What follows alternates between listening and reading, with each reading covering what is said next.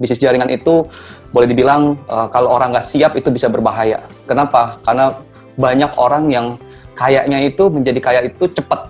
Betul nggak, Pak? Bisnis jaringan itu bahayanya kalau misalnya kita nggak siap secara mental. Ini sering terjadi di dunia network marketing. Banyak orang yang takut untuk berbagi ilmu, Pak. Kenapa? Karena dipikirnya ketika berbagi ilmu, kamu nyolong ide saya. Pandangan Pak Ongki kalau kayak gitu seperti apa, Pak?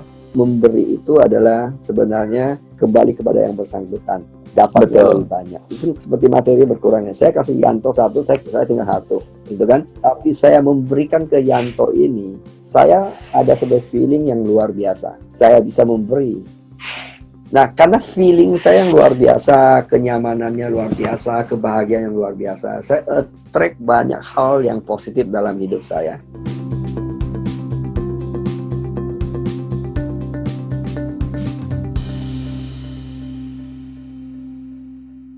Halo Pak Ongki, aduh seneng banget bisa ketemu Pak Ongki nih hari ini. Apa kabar Pak Ongki? Baik. Halo Toh, ya so far so good. Aduh seneng banget saya dapat waktunya Pak Ongki untuk ngobrol-ngobrol santai hari ini ya. Terima kasih buat waktunya Pak Ongki ya. Oke Pak, saya mau tanya sedikit tentang film Terbang Menembus Langit ya. By the way, selamat buat filmnya Pak, so inspiring banget ya. Buat saya pribadi, saya belajar banyak banget dari perjalanan seorang Onggi Hianata di film itu, ya. Nah, tapi Pak, ini menarik nih. Ada satu bagian di film Terbang Menembus Langit yang buat saya itu relate banget, karena saya kenal sama Pak Onggi secara pribadi, jadi saya bisa merasakan feelingnya. Jadi waktu Pak Onggi berdoa dan benar-benar di satu titik terendah dalam hidupnya Pak Onggi, dan di situ Pak Onggi berdoa dan benar-benar pasrah sama Tuhan, ya. Nah, itu saya ngelihat satu sosok yang Pak Onggi itu seorang yang, wow, saya bilang religius atau spiritual ya bahasanya. Tapi apakah benar Pak Onggi seorang seperti itu di saat itu ya Pak ya? Jadi saya pengen tahu, benar nggak sih? Terus apa yang membuat Pak Onggi sampai ke level itu? Bagaimana kehidupan Pak Onggi setelah kejadian itu? Ya, film itu sebagian dari gambaran perjalanan perjuangan saya yang turun naik ya. Ternyata yang saya alami adalah terus menghadapi tantangan, terus jatuh terus. Tentu manusia kalau jatuh terus, dia kan mesti mencari gitu ya, mencari jawaban yang terakhir cari kemana gitu, cari ke Tuhan lah, berlindung di tangan Tuhan kan. Ya memang di momen itu saya di momen yang sangat low ya, maksud saya finansial saya sangat terpuruk.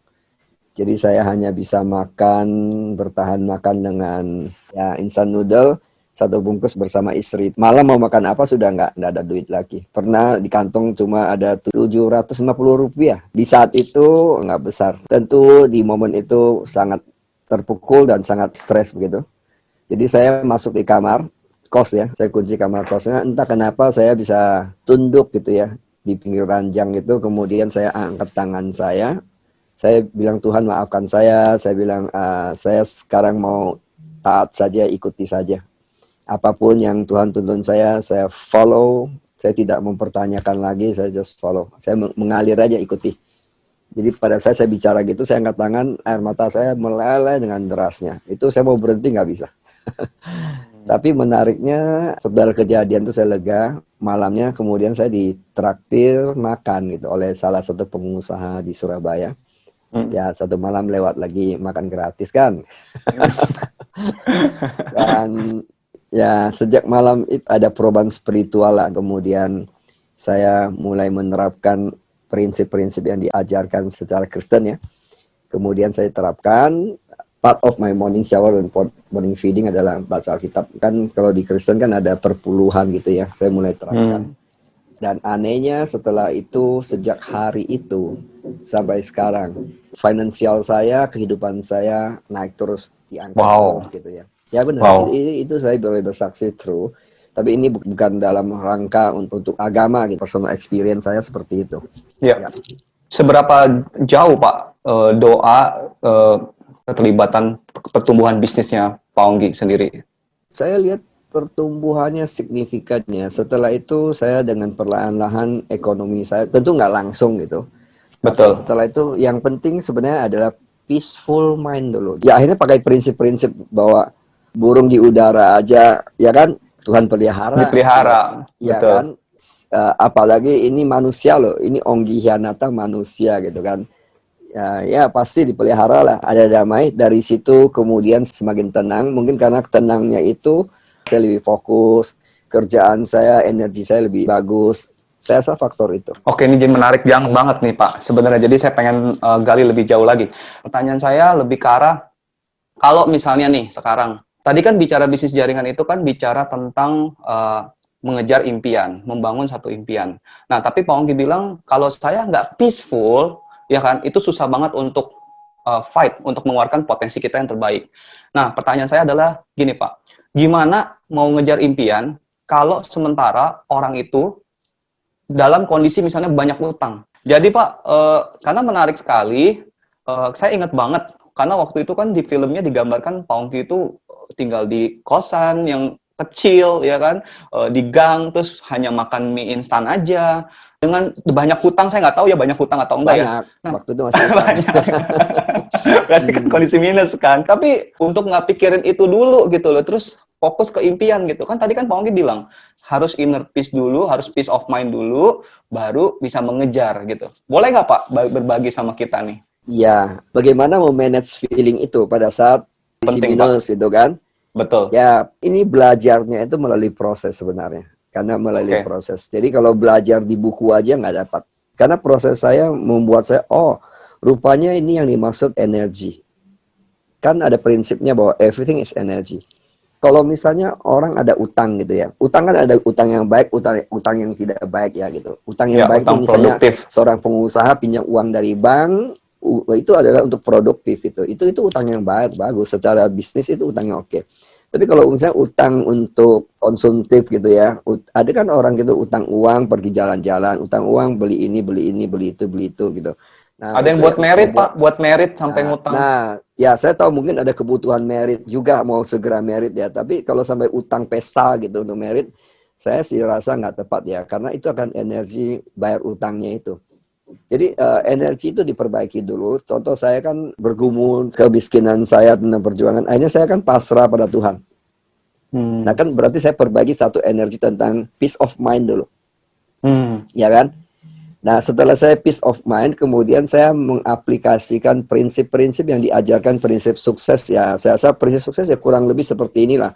Mau baca buku manapun gitu, mau hadir seminar manapun, kurang lebih begitu bahwa never give up, fokus, ya konsisten kayak gitu-gitu kan dia itu diajarkan seperti itu kurang lebih. Hampir semua Hmm. prinsip sukses kan begitu.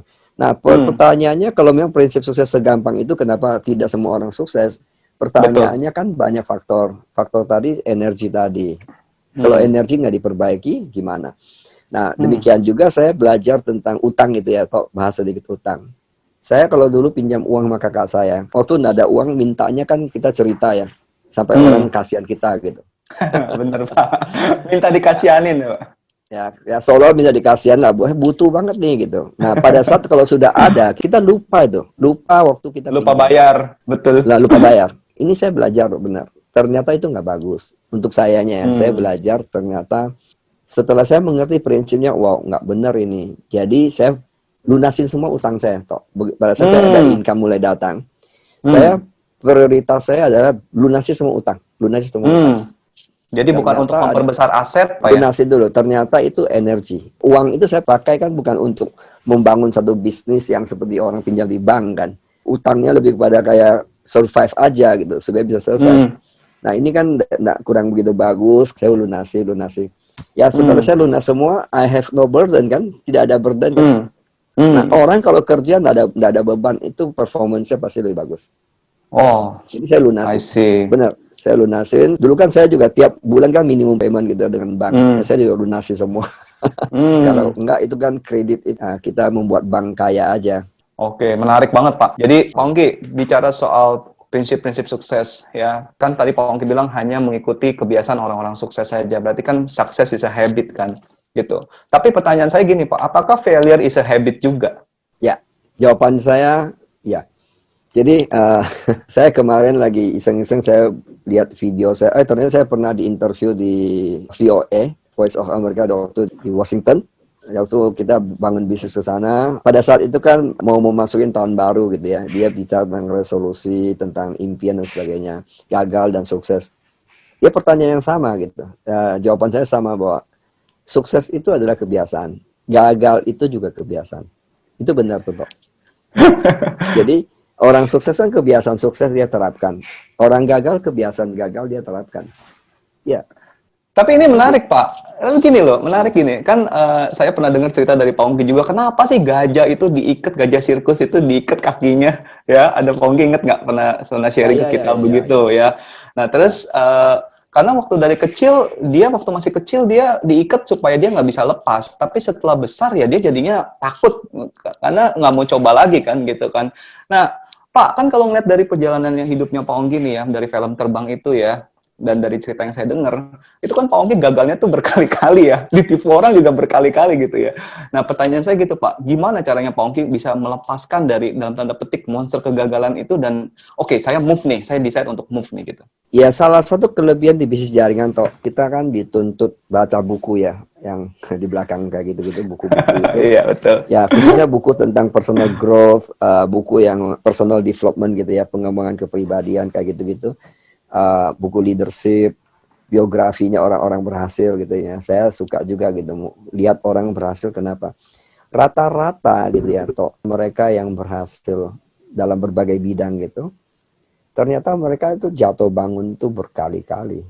Hmm, Hari ini kita bisa nikmat di lampu gitu ya. Kalau kita baca riwayat bagaimana Thomas Alva Edison menemukan lampu ini, kan di situ digambarkan bahwa dia melakukan riset itu ratusan kali gagal. Itu bahkan dia punya lab terbakar semua gitu. Artinya dia harus mulai hmm, dari nol lagi. Nah, hmm, pertanyaan saya, apakah kita siap secara mental mulai dari awal? Nah, tadi kalau betul. kaitan kepada gajah itu kan manusia itu kadang-kadang cara berpikirnya seperti itu gitu. Misalnya dia gagal. Setiap kegagalannya itu kan tersimpan di kita punya subconscious mind itu, Hmm, ya kan? Jadi sehingga dia melangkahnya itu membawa file yang lama. Kalau kita lihat kadang-kadang orang bilang yes, yes, yes, itu hanya mulut aja, tapi dalam hatinya sudah hancur lebur tuh. hmm, Uh, Rasanya nggak mungkin itu self talknya muncul banyak. Nah, kalau kita lihat mereka yang berhasil itu adalah mereka kan berarti memainkan mentalnya di sini toh. Bahwa itu mereka mengambil kegagalan itu masa lalu itu adalah pelajarannya, betul. bukan kegagalannya. Karena saya juga sampai sekarang saya juga menerapkan prinsip yang sama. Hmm, Tidak ada satu pekerjaan yang sifatnya artinya itu gagal total. Gagal total hmm, kan artinya tidak ada manfaatnya sama sekali, nggak ada.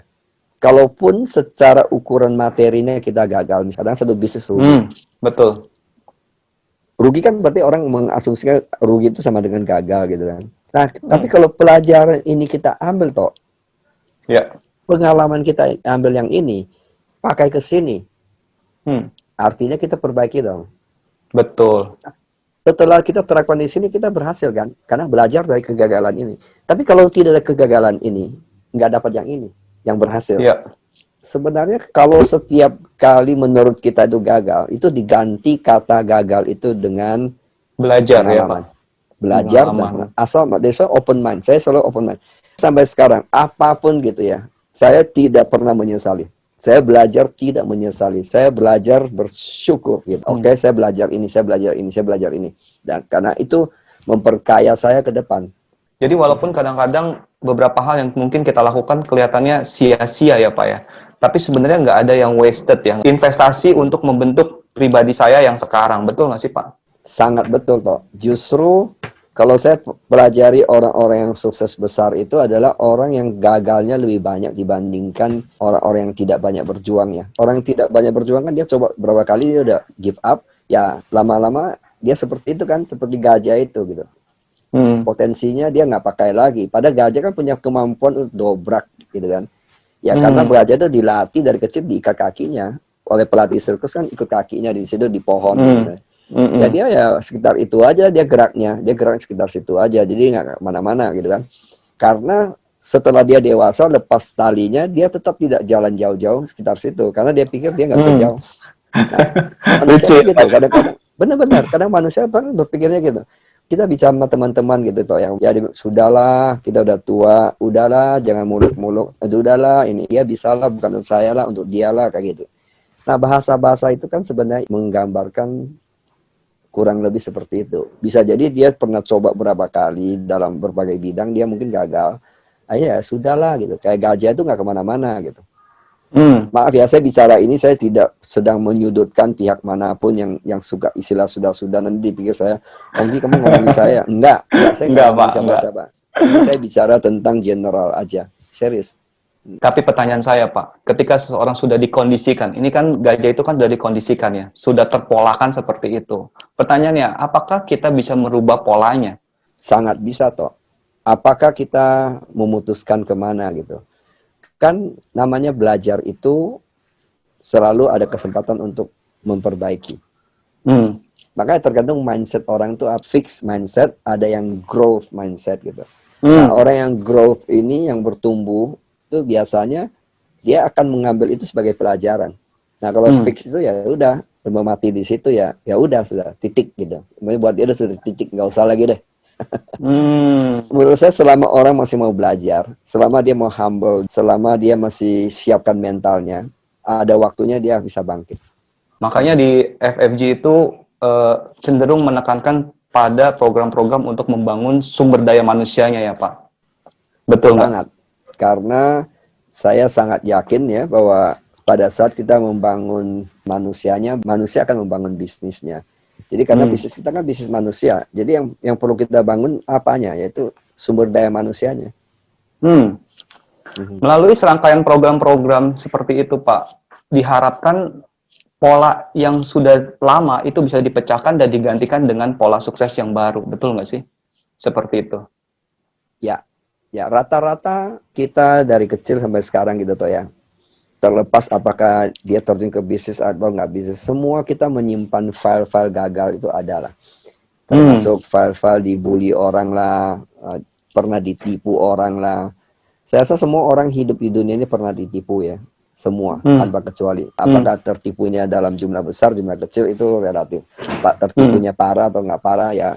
Nah hal-hal semacam itu kan akan menjadi traumanya orang itu.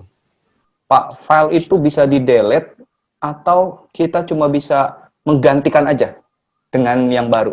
Yang saya mengerti bahwa file itu tidak mungkin di-delete. Hmm. Ya, mungkin yang bisa mungkin istilah komputer gitu ya. Kalau komputer kan kita file itu kita buang ke recycle bin-nya kalau nggak salah. Betul. Misalnya komputer kita performanya terbatas nih.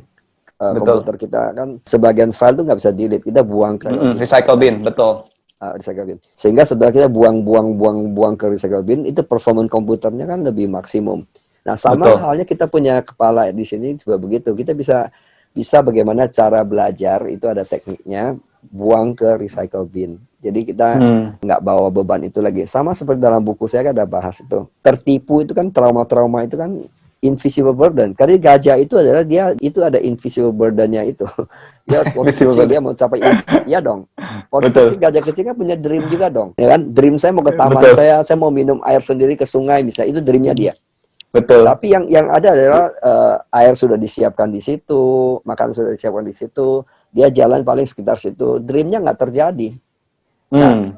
pada saat dreamnya nggak terjadi kan, itu kan bagaimana sih kalau dream orang nggak terjadi? Itu kan beban dong. Nah, Betul. gajah itu punya invisible burden. Nah, ini bedanya antara otak manusia dengan Dan otak otak hewan. gajah. Iya, betul. Ya, otak hewan. Gajah itu ada otak nggak? Ada gitu. Manusia ada otak nggak? Ada. Nah, Tuhan itu bedanya adalah memberikan kita punya otak yang luar biasa, yaitu wisdom. Gajah Betul. kan tidak ada wisdomnya.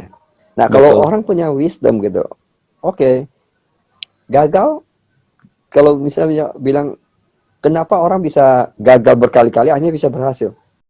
Nah, kalau dia Hmm. bisa, kenapa saya enggak? Berarti kan kemungkinan sayanya yang tidak mau belajar caranya kan? Iya Betul. enggak? Nah, Betul. ternyata beban itu bisa dibuang. Nah, Hmm. gajah itu, misalnya gajah itu kita latih dia, kalau dia adalah punya wisdom, oh, nggak apa-apa dah, saya walaupun tidak capai impian saya sudah usia sekarang saya mau wujudkan impian saya. Nah, dia bilang, saya belajar, saya bagaimana melepaskan beban yang tidak kasat mata. Dia datanglah ke bootcamp misalnya. Ya. Ya dia lepaskan kan, dia lepaskan. Ya, Kemudian setelah lepaskan, dia performnya bagus. Kayak komputer, semua beban-beban data yang tidak pakai itu buang ke recycle bin. Komputer performanya bagus. Nah, otak betul. manusia begitu. Betul. Jadi ini bicara tentang wisdom nih Pak. Dari beberapa kesempatan, saya sering banget dengar Pak Ongki bilang bahwa smart people is beaten by wise people. Ya, dan saya juga sekarang mulai ajarin ke anak-anak saya gitu ya. Jadi saya udah mulai masukin top down, pinjam istilahnya Pak Ongki ya. Untuk you don't have to be smart aja, tapi kamu harus wise juga gitu ya. Uh, Boleh tahu nggak sih Pak, kenapa Pak Ongki mention smart people itu kadang-kadang bisa dikalahin sama wise people? Dan apakah dengan saya mengikuti program-program yang diadakan sama FFG dan mengerjakan bisnis jaringan, itu sebenarnya bisa menambah wisdom kita atau enggak gitu? Mungkin istilah byte itu terlalu kejam gitu ya. Saya ngerti maksudmu. Maksudmu Apa adalah istilahnya bahwa Pak? Tapi dalam beberapa kesempatan saya tangkapnya seperti itu. Pak Ongki bilang bahwa kadang-kadang orang pinter itu bisa kalah sama orang yang lebih wise gitu. ya, kalau kita bicara tentang hidup gitu toh ya, masyarakat awam itu selalu menilai sukses itu kan materi, Betul, betul ya. betul Pak. Dan pinter kan banyak hal ya toh. Misalnya kalau orang itu pinter tapi dia nggak wise, dia bisa menggunakan kepinterannya memanipulasi misalnya lah saya partnership dengan kamu lah ya, berbisnis gitu. Karena saya pintar nih, saya smart banget. Saya dengan kepintaran saya itu memanipulasi gimana caranya kerjasama itu saya diuntungkan, kamu dirugikan tanpa kamu sadarin gitu kan. Nah, tapi kamu adalah orang wise nih, kamu orang wise. Kamu tahu semua permainan saya gitu. Tapi kamu silent aja gitu. Kamu tahu semua saya licik-liciknya saya, misal katakan itulah. Segala permainan saya di belakang kamu, mungkin saya pikir kamu nggak tahu. Saya kan smart kan. Saya atur bagaimana akhirnya ujung-ujungnya adalah kamu tahu semua bahwa itu dia mau biarkan aja dia main gitu. Biarkannya saya main gitu. Padahal buntutnya kamu sudah pegang di belakang gitu. Siapa yang menang dalam hal ini? Wise people, Pak. Wise people lah. Malah yang nantinya saya yang malu gitu. Kamu nggak balas Hmm, toh, misalnya. hmm. Kamu juga nggak marah saya, kamu nggak ngomong kejelekan saya dengan orang lain. Itu partner saya brengsek ini. Kamu juga nggak ngomong. Bahkan kamu memprotek saya. Lama-lama kan saya merasa, actually I'm nothing compared with this man. Ya dong. Saya sudah melukai dia, saya sudah mengambil dia punya kekayaan, tapi dia kok padahal dia tahu loh, bukan dia nggak tahu, dia memperlakukan saya seperti ini. Saya kan merasa rendah banget toh Betul, di mata kamu, betul kan? betul, Nah, siapa yang betul. menang kalau gitu? Who win? Wise people, wise Do you think I people. win? Mungkin Hmm, saya bisa berhasil dapatkan mobil mewah gara-gara tipuan saya ya, gara-gara korup saya dengan kamu, partner bisnis kamu, hartanya banyak saya ambil gitu. Seolah-olah orang lihat kok Yanto bodoh gitu. Nah, hmm. masyarakat awam misalnya pasanganmu lah atau orang tuamu atau teman dekatmu yang tahu itu. Lu gila toh, kok orang gitu kamu Diamin biarin aja sih? aja. Kok Betul. diamin aja sih? Masyarakat awam kan kalau begitu kan, udah orangnya dihabisin aja deh, dihabisin gitu. Nah, kalau Yanto menghabisin saya, kamu nggak beda jauh dengan saya. Betul, Pak. Tapi kamu tidak melakukannya, you are wise. Karena Wise. saya akan belajar luar biasa dari seorang Yanto. Hmm, Dan mungkin saya tidak melakukan hal ini lagi, malu luar biasa. Saya perbaiki. Tapi kalau hmm. kamu balas dengan saya, oke, saya akan balas-balasan. Itu tidak menyembuhkan saya. Yang ada saya partner orang lain, saya akan lakukan hal yang sama. Betul, Artinya betul. kamu tidak change my life. Tapi kamu lakukan itu, you change my life. Memang masyarakat awam bilang, Yanto bodoh. Nah, kadang-kadang orang bijak itu sepertinya orang bodoh. Sering dinilai orang bodoh. Misalnya gampang aja lah, Tok. Masyarakat umum, ya saya nggak bilang semuanya ya. Kalau orang nyakitin kamu, orang bilangnya apa? Balas dong. Ya nggak? Kemudian nggak usah lah ini. Lu bodoh banget sih, lu bodoh banget sih. Ya kan? Betul. Belum tentu kamu bodoh toh. Bisa jadi kamu Betul. wise. Kamu tahu bahwa kamu bisa, kamu mau balas dia bisa, kamu mau lakukan lebih sadis juga bisa, kamu mau manipulasi lebih kejam juga bisa, tapi kamu tidak mau lakukan. Artinya kamu apa? Kamu wise. Hmm. Kamu kalau seperti itu, kamu terus ada di atas, melihat yang ke Hmm. bawah. Hmm. Orang wise itu, kalau saya ilustrasinya gitu lah, orang wise itu dia ada di puncak gunung, Hmm. lihat ke bawah, lihat film yang sedang main di bawah, dia nonton gitu. Orang main sandiwara, main ini, main itu, dia nonton aja. Dia nonton ya dia bilang ya kasihan banget orang-orang ini gitu. Hmm. Nah kalau gitu siapa yang menang toh? Hmm. Apakah orang yang di bawah situ atau orang di atas? Orang yang di Sebenarnya atas orang dong, yang Pak. di Yang orang melihat yang di atas semuanya. yang melihat itu kadang-kadang sepertinya orang bodoh toh. Bisa dia tertipu, tapi dia nggak balas misalnya. Hmm. Lantas kenapa Pak Ongki, ini menarik loh. Lantas kenapa Pak Ongki menekankan di setiap kesempatan training gitu ya untuk karena topik ini saya dengar beberapa kali kan Pak. Jadi kan secara implisit sebenarnya Pak Ongki mau deliver pesan ini ke leader-leadernya ya kan FFG. Kenapa Pak seorang leader FFG harus punya kualitas ini? Karena ujung-ujungnya gitu. Legasimu apa? Setiap orang bisa meninggalkan legasi tanpa kecuali toh. Memang kadang-kadang kita memikirkan, oh legasi, wah saya mesti menjadi seorang Jauh banget siapa kayaknya Pak ya? ya. Ya Nelson Legacy. Mandela ya gitu. Nelson Mandela atau kalau di Indonesia, apakah saya harus menjadi seorang Insinyur Soekarno gitu? Atau tokoh-tokoh yang lain lah? Apa enggak seperti mesti harus itu? Karena legasi itu adalah sederhana toh. Pada saat Hmm. Yanto meninggal gitu ya, siapa yang nangis gitu? Hmm. Ya kan? Siapa yang kehilangan Yanto? Siapa yang ceritakan kebaikan Yanto? Hmm. Atau setelah Yanto meninggal, orang yang bilang, ya pantaslah orang itu mati ya cepat. Daripada misalnya contoh aja contoh. Nah, itu kan legasi itu adalah meninggalkan sesuatu yang untuk orang ingat apa. Hmm. Tidak mesti harus menjadi tokoh-tokoh yang populer di dunia ini, nggak selalu. Tapi kalau bisa jadi kan nothing wrong juga. Tapi nggak mesti harus yang jadi Nelson Mandela lah, Martin Luther King lah, nggak mesti harus itu. Hmm. Atau Mother Teresa lah gitu, nggak mesti juga. Karena Hmm. setiap orang mestinya ada legasi yang dia tinggalkan. Nah Hmm. sekarang manusia ini toh ya, manusia kita ini hidup di dunia dunia materi ini, kita terjebak oleh materi sering.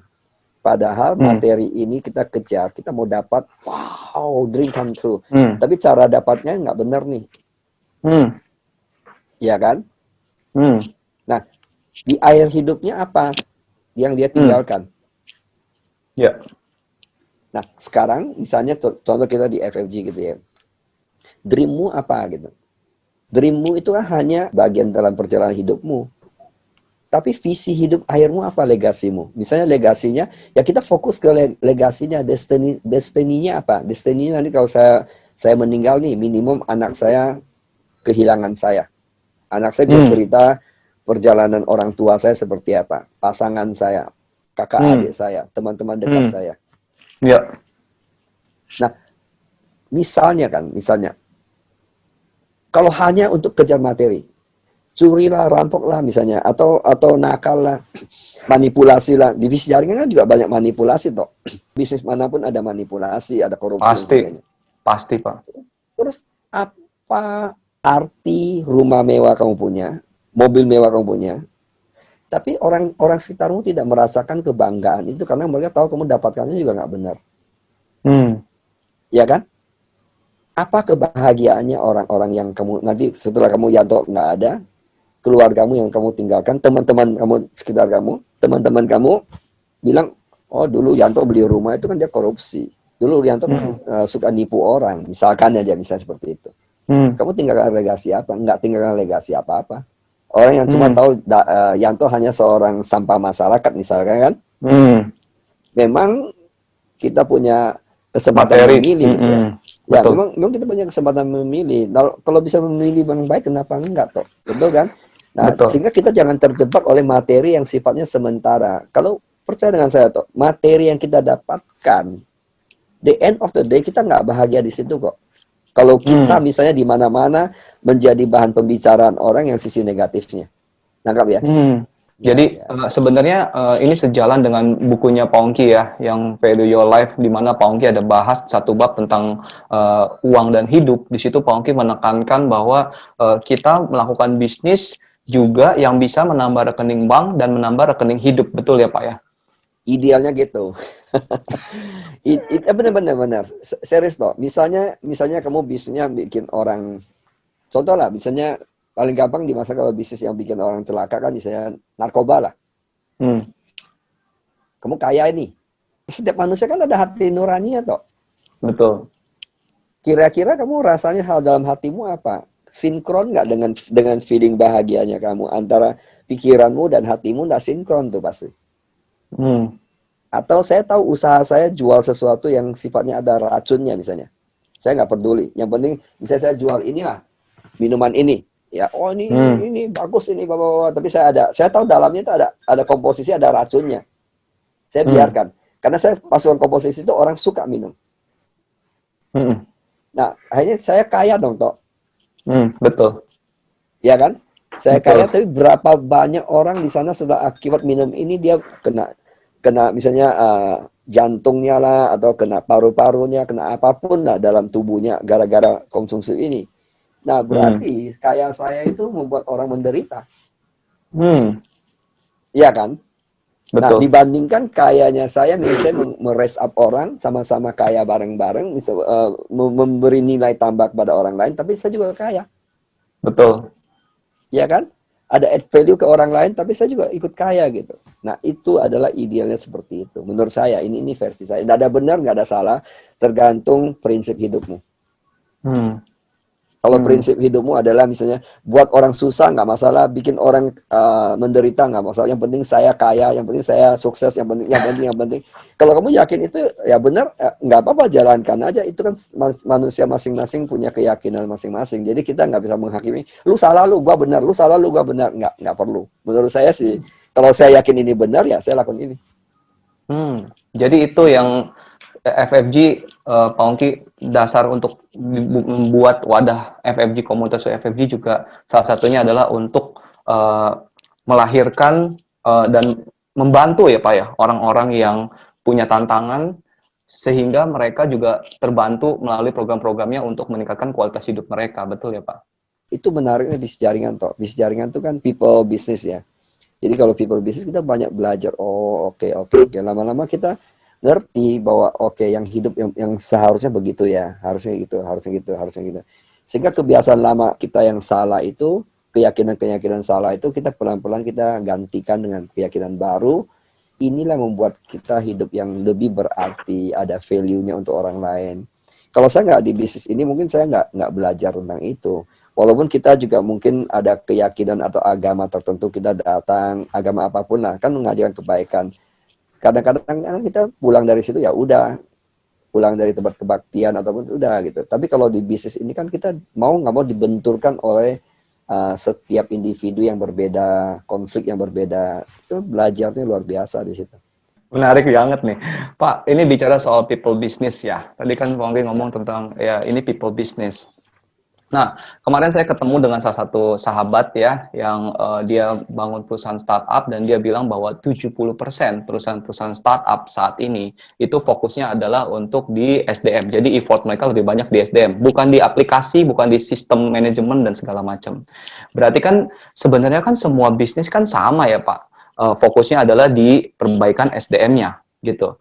Nah, pertanyaan saya gini Pak, seberapa penting sih ilmu mempelajari tentang manusia ini? Karena dalam beberapa kesempatan juga Pak Ongki sempat bilang bahwa mempelajari manusia adalah ilmu yang tertinggi. Kalau saya nggak salah loh. Betul nggak Pak? Gitu loh. Nah, Hmm. seberapa penting sih sebenarnya mempelajari ilmu tentang manusia ini, ya kan? Dan apakah ketika kita mengerti tentang ilmu manusia ini bisa diterapkan di setiap bidang bisnis gitu loh Pak? Benar toh, kalau tadi temanmu bilang bahwa dia 60-70% adalah pengembangan sumber daya manusianya adalah dia tekankan. Saya rasa itu benar. Pada dasarnya itu kuncinya. Kalau mau dibilang Hmm, bisnis untuk survive atau bisa berkembang ke depan dengan solid, sekarang perusahaan-perusahaan kan banyak saat menyadari itu gitu. Banyak, makanya kadang-kadang perusahaan membayar trainer-trainer yang mahal untuk itu gitu. Bahkan sekarang di perusahaan-perusahaan Amerika banyak yang belajar tentang mindfulness gitu ya. Hmm. Itu diajarin, karyawannya pun diajarin cara berpikir tenang, peace, Hmm. kayak gitu-gitu. Oh ya, Itu sampai segitu perusahaan, ya, Pak ya? iya ya, perusahaan Wow. bayar sekarang. Karena dia tahu Oke. bahwa itu akan mempengaruhi performance daripada company mereka gitu. Kalau saya Hmm. punya company mau solid jangka panjang, ya saya juga nggak mau karyawan saya stres dong. Ya kan? Betul. Saya juga mau karyawan saya bahagia dong. Dan Hmm. dan seterusnya dan seterusnya. Jadi mereka mulai sadar gitu. Perusahaan-perusahaan besar sekarang sudah mulai melakukan itu. Nah, kalau kalau kita bilang bahwa ilmu yang tertinggi, ini versi saya aja ya, sekali lagi nggak ada yang benar, nggak ada yang salah, tergantung kembali keyakinan. Saya selalu keyakinan bahwa ilmu yang tertinggi itu adalah ilmu belajar tentang manusia. Hmm. Menarik. Serius, serius. Ilmu pada umumnya pada yang di luar itu adalah dasarnya adalah ilmu yang pasti. Hmm. Misalnya saya tidak ngerti komputer. Kalau misalnya saya mau maksakan diri saya belajar dengan ahlinya, tiap hari saya kutak-kutik di komputer. Lama-lama saya bisa ngerti komputer nggak? Pasti jadi master, Pak, karena dilakukan setiap hari. Pasti. Segala sesuatu tuh bisa dipelajari. Nah, yang uniknya manusia nggak ada yang pasti. Manusia tuh keep on changing gitu. Dulu tuh teman kecil saya dulu baik banget sama saya. Sekarang enggak loh. Dia berubah loh sekarang. Berubah udah. Ya kan? Nggak seperti dulu Betul. lagi gitu. Nah, Betul. people keep on changing gitu ya. Di sinilah makanya kita kenapa harus menguasai prinsip-prinsip manusia gitu. Hmm. Nah, prinsip-prinsip hidup, prinsip-prinsip tentang manusia, ngerti siapa tuh Yanto, ngerti siapa saya, ngerti pasangan saya, ngerti. Contoh dalam bisnis jaringan, saya mesti kalau mau lead satu organisasi besar ini, saya mesti tahu siapa saya. Saya mesti tahu orang yang saya lead itu siapa gitu. Nah, dari mana kita belajar ya? Belajar tentang manusia ya dari buku, dari pertemuan, dari berbagai aspek lah, termasuk juga berinteraktif gitu ya. Jadi makanya kalau orang mau open mind, tadi kita bicara tentang bahwa tidak ada yang gagal istilahnya ya, yang adalah belajar. Persahabatan juga begitu, bangun jaringan juga gitu. Nggak ada istilah saya bilang saya gagal dengan jaringan ini. Buat saya nggak ada. Buat saya adalah Hmm. oke, bisa jadi ada andilnya saya jaringan ini Hmm. hancur, ada andil saya di dalam. Sebagai manusia yang ego, kita Hmm. selalu menunjuk orang lain kan, Iya, betul. menunjuk, wah lu dia nggak serius sih ini. Jadi jarang kembali ke sini. Ya. Hmm. Nah kalau belajar tentang manusia itu nggak ada habisnya toh, serius, nggak ada Hmm. habisnya. Saya sampai hari ini pun terus keep on learning. Kadang-kadang saya menikmati begitu, pelajari banyak hal. Nah, pada saat Hmm. kita bisa menguasai ini gitu, toh, itu kenapa saya bilang ilmu tertinggi. Contoh ya, saya kasih contoh gitu aja sederhana. Toh, Menarik, Pak. misalnya Yanto seseorang yang sangat wise gitu, sangat wise, mengerti tentang manusia, mengertilah karakter manusia dan sebagainya gitu.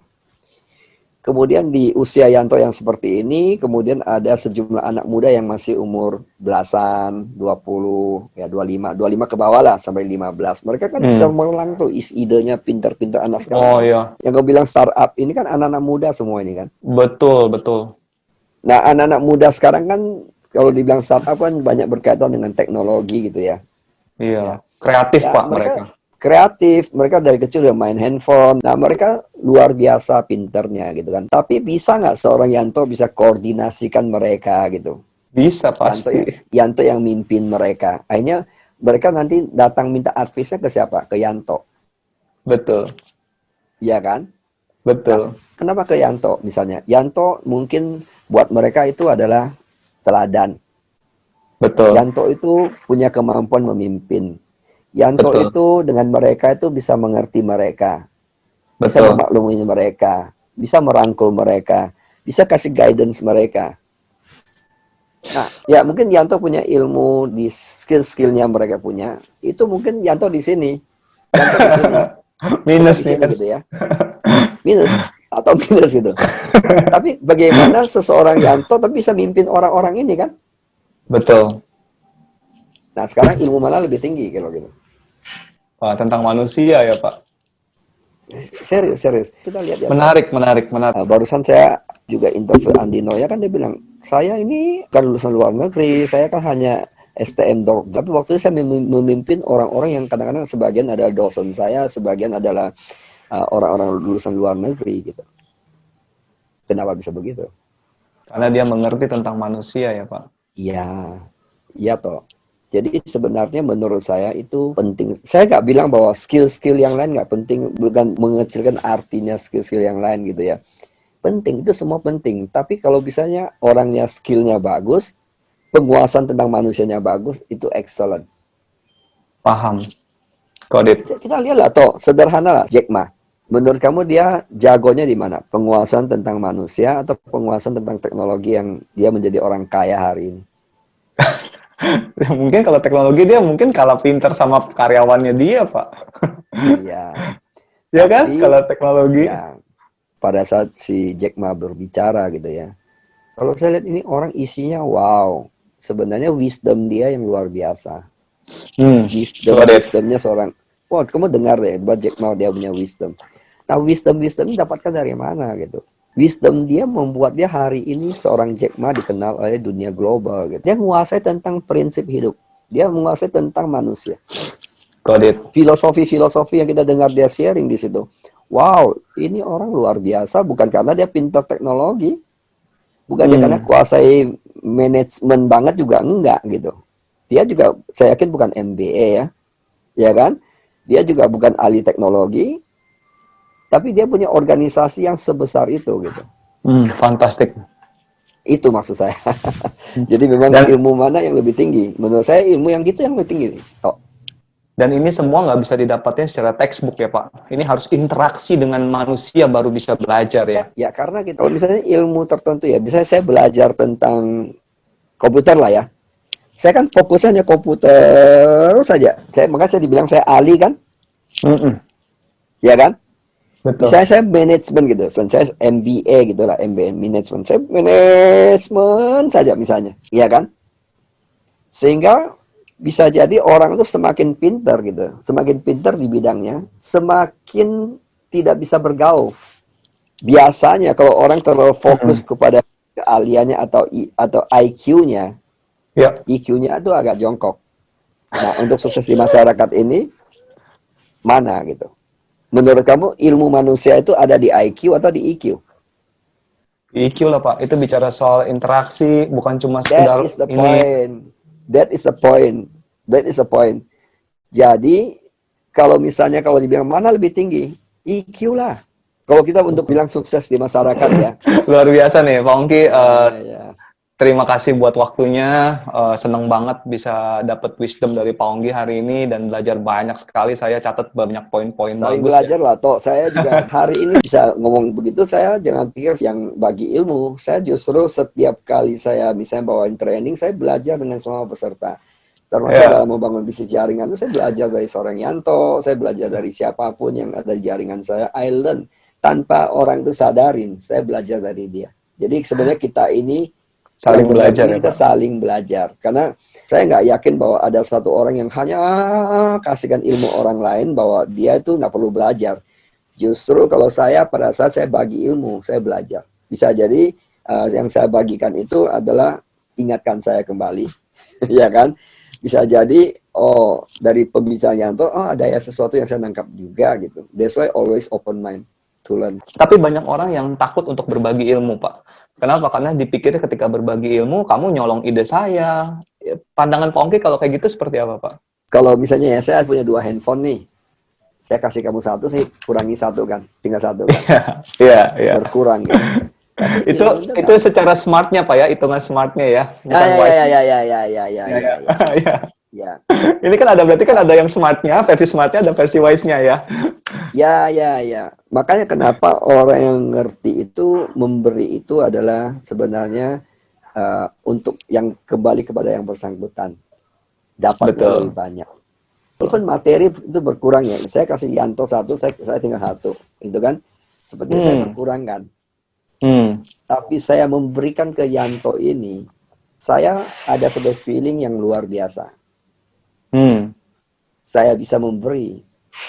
Nah, karena feeling saya yang luar biasa, kenyamanannya luar biasa, kebahagiaan yang luar biasa, saya attract banyak hal yang positif dalam hidup saya.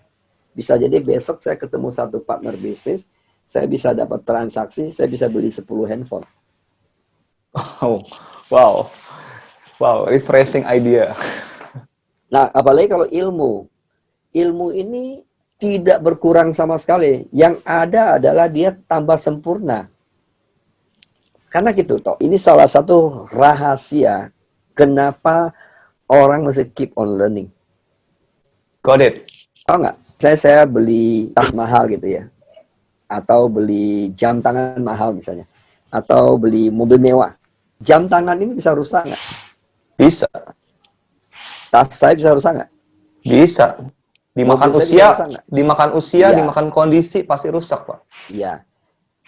Tapi kalau saya uang itu saya belanjakan itu ke sini, Investasi di ilmu, dalam mindset ya, ilmu. investasi, ilmu. Baik dalam bentuk buku yang kita beli misalnya ya, seminar-seminar yang berkualitas kita datang belajar gitu, maupun pengalaman hidup lah. Nah itu masuk ke sini itu bisa hilang nggak? Enggak, malah terus bertambah, develop seiring dengan Nah pengalaman kita pakai kan. pada saat saya bagikan ke Yanto gitu ya, ilmu saya sudah ada nih, ilmu saya segitu aja gitu misalnya. Pada saat saya bagi ke Yanto, oh ternyata saya tadi ngomong itu ada tambahan lagi ya. Tadinya saya begitu, tapi setelah ngomong sama Yanto saya begitu. Besok saya ngomong orang lain saya begitu. Lama-lama saya Betul, semakin dalam nggak ilmu saya? Semakin banyak nggak? pasti Pak. Bisa jadi saya sharing atau ada masukin poin-poin ini. Oh iya, benar ya, poinnya Yanto ini. Berarti kan memperkaya saya sebenarnya. Contoh lah, tanpa saya sadari, tadi Yanto bilang bahwa kenapa Pak Onggi di setiap kesempatan pernah ngomong bahwa orang yang bijaksana itu sebenarnya di atasnya orang smart gitu ya. Hmm, Nah, contoh tadi Jack Ma itu kan sebenarnya adalah wise compare with the smart people kan. ya betul, Betul nggak? Kan betul. itu realita banget kan. Nah, tanpa disadarin pada saat Yanto ngomong begitu, ingatkan saya lagi, Onggi, ini yang kamu harus perhatikan lagi kan. Nah, apalagi pada saat kamu bilang saya sekarang sudah mulai mengajak ke anak saya. Hmm, Berarti saya harus lebih banyak lagi belajar tentang ini supaya dampak multiplikasi ke generasi akan datang. Dibandingkan hari ini kita nggak ngobrol-ngobrol bagi ilmu misalnya ya. Ya kita hanya ngobrol yang hai hai hai hai. Ya nggak ada salah juga hai hai gitu ya, nggak ada salah juga, manusia kan hidup harus ada selingannya. Tapi apa yang saya pelajari nggak dapat, mungkin apa yang saya karena nggak bagi ilmu kan, betul ya. betul. Atau kita hanya gosip aja, apa saya nggak akan improve siapa saya, nggak improve apa yang saya pelajari. Ya, oke, thank you Pak Ongki, enlightenment banget, refreshing banget, banyak sekali pembelajaran buat teman-teman yang nonton video ini. Nanti harus kalau kalian suka, like, comment, and share. Karena menurut saya ini bisa menambah edit value ya Pak pada saat kita share ini ke orang lain ya, betul nggak? Saya rasa gitu, sesuatu yang bagus itu dibagikan itu akan terus kembali ke kita berkali-kali lipat. Itu yang saya percaya. Oke, thank you so much Pak Ongki. Buat yang lain juga, buat teman-teman. Oke, sampai ketemu lagi. Thank you, bye. Thank you for watching. Ketemu Thank you for sampai di watching. lain kesempatan. Bye-bye.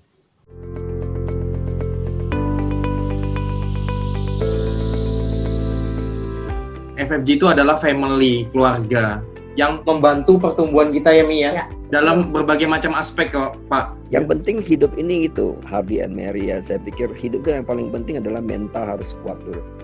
Karena kita nggak tahu krisis itu bisa datang kapanpun kan. Orang-orang yang baru memulai hari ini di industri network marketing nih ya kan. Apakah masih ada satu kesempatan ya kan untuk membangun secara global, dan tips-tipsnya itu seperti apa kalau baru memulai hari ini gitu loh Pak Onggi. Di masa pandemi ini Pak, betul. Ya artinya peluang siapapun ya, benar, siapapun yang dengar ini gitu. Misalnya kalian punya misi mau bangun bisnis di Afrika. Saya bilang Afrika baru mulai. Potensinya masih sangat besar.